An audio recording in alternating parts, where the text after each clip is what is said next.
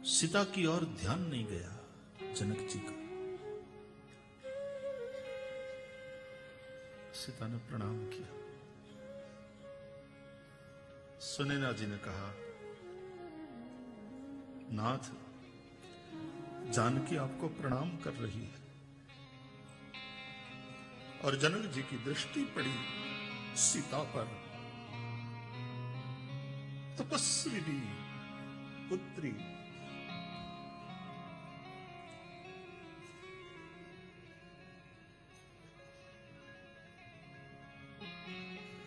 हृदय से लगा लिया। बेटी भी बाप से लिपटकर बहुत रोई। बाप ने बेटी को हृदय से लगा, सिर पर हाथ रखा और बेटी की आंख में आंख डाल करके कहा, पुत्री, पवित्र किए कुल को। बेटा, तुमने दोनों कुलों को पवित्र कर दिया। मैं बहुत प्रसन्न हूं। जब से मिथिला में मैंने समाचार सुना कि राम वनवास हुआ है, राम बन गए हैं, तब से मेरे मन में ये प्रश्न बार बार उठ रहा था कि मेरी बेटी ने क्या किया होगा, मेरी बेटी ने क्या निर्णय किया होगा। और जब मुझे पता चला कि तुम भी राम के साथ वन में गई हो, तो पुत्री, संतोष हो गया कि हमारे संस्कार, हमारी पुत्री सीता की सोच, उसका समर्पण, बिना राम के उसको अयोध्या का, राजमहल का सुख भी स्वीकार नहीं है। राम की परछाई बनकर कह रही है, पुत्री, पवित्र किए कुल तुम। एक बाप को अपनी संतान से संपूर्ण संतोष हो गया। एक संतान के रूप में सीता को संपूर्ण संतोष हो गया कि यदि मुझसे मेरे मां बाप प्रसन्न है तो मेरा जीवन सफल। आज समाज से पूछा जाए कि कितने मां बाप को अपनी संतान से संतोष और कितनी संतान को अपने मां बाप से संतोष। अयोध्या कांड के इस प्रकरण में 4 लोगों को संपूर्ण संतोष हो गया। पिता के रूप में जनक को अपनी संतान से संतोष, संतान के रूप में सीता को कि मेरे पिता मुझसे संतुष्ट है, इस बात से मैं संतुष्ट हूं, मेरा जीवन सफल।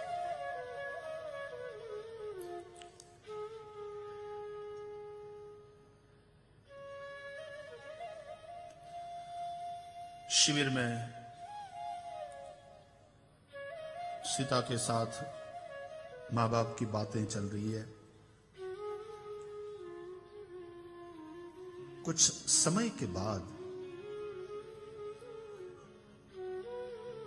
सुनैना जी ने देखा कि सीता का ध्यान अपने पिता की बातों में नहीं है।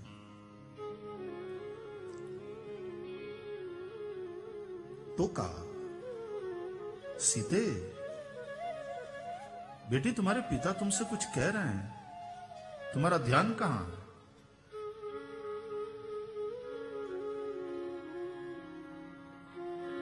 तो कहा कि क्षमा पिताजी। सुनैना जी से बोली सीता जी, मां, बहुत रात हो गई है, अब आप मुझे आज्ञा दो, मैं अपनी सासू जी के पास चली जाऊं। तो सुनैना जी ने कहा कि पुत्री, मैं कौशल्या अम्बा की अनुमति लेकर के ही तो तुमको यहां ले आई हूं। आज की रात यहां रहो हमारे साथ, यहां शिविर में। तो सीता जी ने कहा कि मां, तुमने कहा था सास ससुर गुर सेवा करे ही। जब विदा किया हमको विवाह के बाद, तो सासों की सेवा करने के लिए मैं अयोध्या में तो रह नहीं पाई, लेकिन वो जब यहां पधारी हुई हैं तो एक भी रात उनकी सेवा से मैं वंचित रहूं, ये योग्य नहीं है। एक तरफ मेरा पातिव्रत है जो मुझे अपने पति के साथ वन चलने के लिए कहता है, दूसरी ओर एक पुत्र वधू के रूप में मेरा जो कर्तव्य है सास ससुर के प्रति, परिवार के प्रति, वो मुझे कहता है कि कम से कम मेरी सास यहां आई हुई है, कौशल्या अंबा यहां आई हुई है चित्रकूट में, तब तो कम से कम मैं उनकी सेवा से वंचित न रहूं। मुझे आज्ञा दो मां, मैं वहां जाना चाहती हूं। पिहर छोड़कर ये ससुराल जाना चाहती हूं, अपने मां बाप के पास नहीं रहना चाहती, वो वहां सासू के साथ। और जब अपनी पुत्री के मुंह से ये बात सुना तो पुत्री की माता के रूप में सुनैना जी को संपूर्ण संतोष हो गया।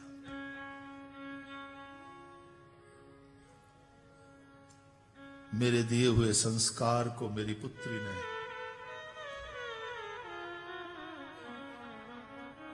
बहुत अच्छी तरह से प्रकट किया। दो दासियों को साथ भेजा, पिता को प्रणाम कर अपनी माता के हृदय से लग करके मां का आशीर्वाद लेकर के सीता जी दासियों के साथ चली और तीनों माताएं जहां थी उस शिविर में आई। देर रात पहुंची, कौशल्या जी इत्यादि सोने की तैयारी कर रही थी। भाई कौन है इस वक्त? दासी से कहा जरा देखो। दासी बाहर आई तो सीता जी थी। मिथिला की दासियां प्रणाम करके सीता को यहां छोड़कर चली गई और यहां वाली दासी ने सीता जी को अंदर ले लिया। मां कौशल्या के पास आकर के प्रणाम किया सीता जी ने। तो कौशल्या बोली, सीता बेटा इतनी रात गए? अरे आज रात वहां रुक जाती, अपनी मां के पास, अपने पिता के पास।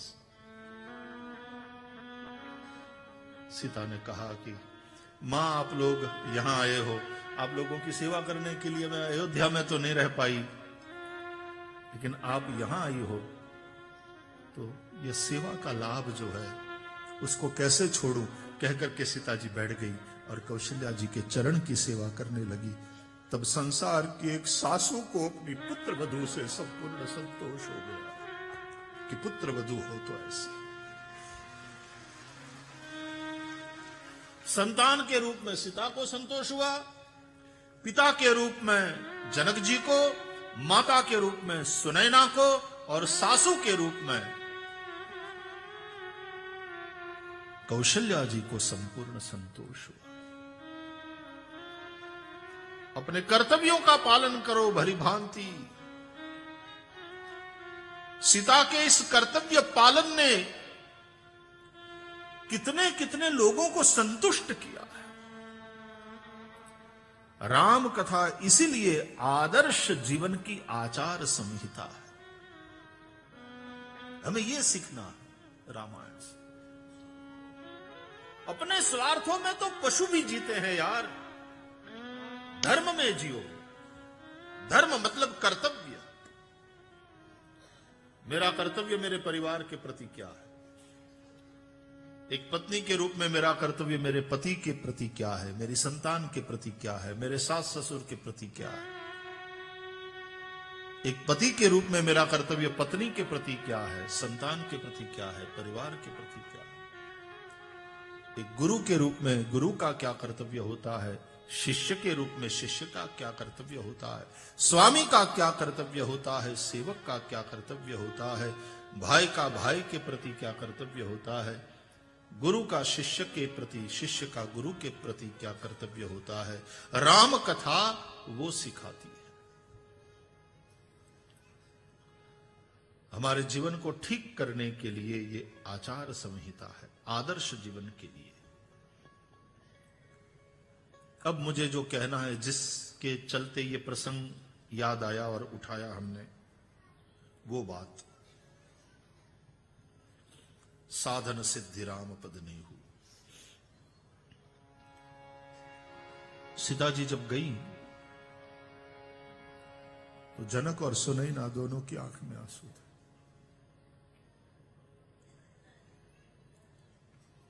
इस पुत्री ने हमको धन्य कर दिया।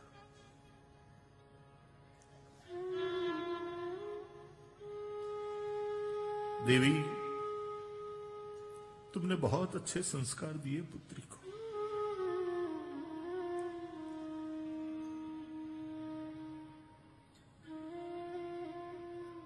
सुनैना जी बोली, स्वामी,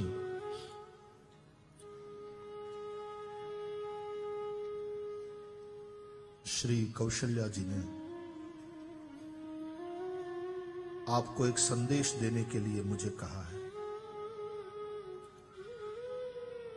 वे बड़ी चिंतित हैं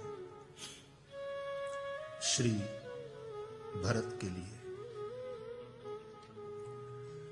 कहा है कि आप जी, वशिष्ठ जी और सभी बड़े बुजुर्ग साधु संत मिलकर के अयोध्या की राजगादी को लेकर जो भी निर्णय करेंगे, मेरे दोनों पुत्रों राम और भरत को वो निर्णय मान्य रहेगा। लेकिन कौशल्या जी ने प्रार्थना करी है कि कोई ऐसा निर्णय कृपया न करें जिससे मेरे बेटे भरत को दुख हो।